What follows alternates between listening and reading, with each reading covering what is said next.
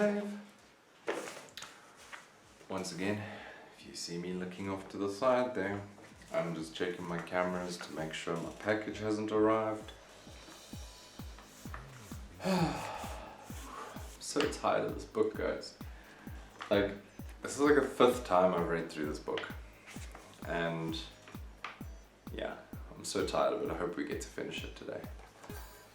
So here we go. Chapter 9. Storage, transport and carrying of firearms and ammunition. So this is quite self-explanatory. It's going to cover basically carrying your firearm in general, be it in public, be it at home, be it wherever. So you're not allowed to just walk around with a gun, firearm, whatever. So it basically says no person may enter a public space without the firearm securely in a holster, backpack, or otherwise securely fastened to your person. Basically that means with handguns, things like that, you're going to want to make sure you have your firearm securely in a holster.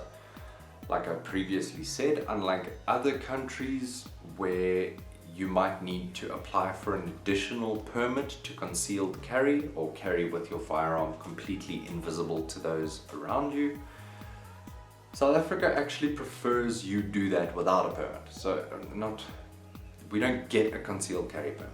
So basically, they don't want you carrying your gun around like the cowboy in the westerns with a 6-shooter on your hip, you know? They would prefer you carry in a concealed holster somewhere on your person. Fortunately, you can carry concealed at pretty much any position you prefer. If you prefer carrying at the 3 or 4 o'clock position, you can still carry concealed there. If you like carrying appendix, absolutely you can conceal it there.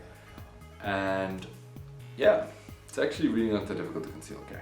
So make sure that it is in the correct holster, designed for the weapon, something preferably with a trigger guard. Otherwise, what's the point of it?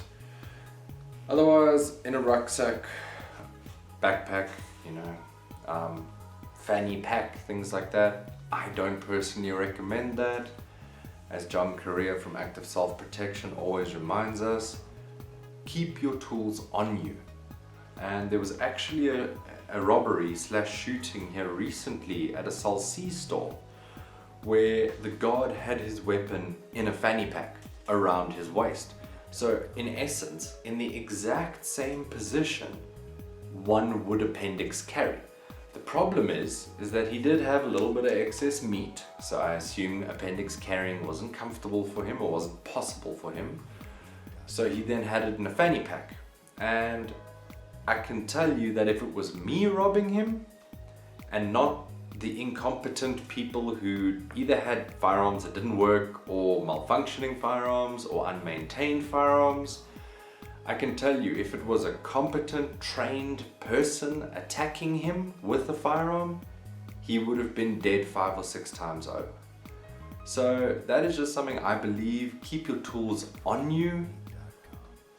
And in a bag is not on you. If you have to take a backpack off, unzip it, pull your firearm out, it's too late, guys. You need to be able to instantly lift the shirt, draw. That is it. With 0 practice sitting in a chair, I could draw in about 1.5 seconds. We'll check it on the camera. But if I was in even a fanny pack, I would do the same thing. So we unzip, pull a gun. Was a lot slower than that. It's like, y'all don't even know what I'm doing until my hands come up in front of the lens. So keep your weapons on you, keep your tools on you. Doesn't help to have a jack for your car in the cupboard at home, guys, think about it. Anyways,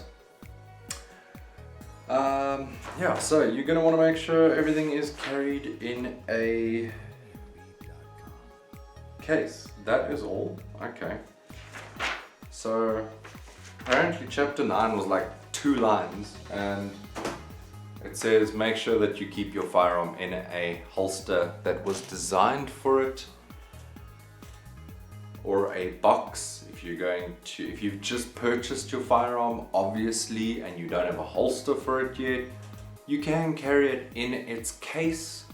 Same thing goes for rifles, same thing goes for all those things. You are allowed to carry it in its case, even if you don't specifically have a holster for it yet, or a cool fancy Kydex case for your hunting rifle or whatever. It will come in some form of a concealed case or box or whatever. You can transport it in that. It just needs to not be held in your hand walking around a shop, basically, is what they're trying to point out there.